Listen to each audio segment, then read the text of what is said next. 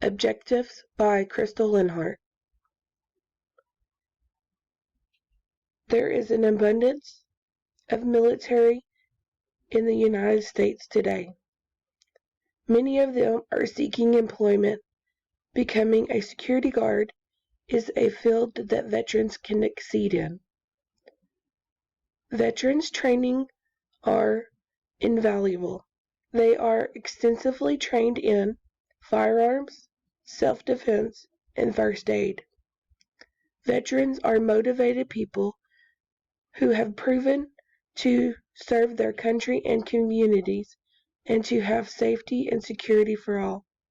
Veterans training will help them make split-second decisions and have confidence in their decisions they made.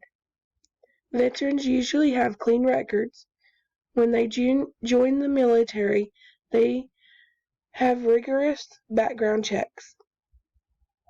That does not mean that we will not do our own background checks. That just means that they will be on the fast track of getting the security job. Thank you and have a great day.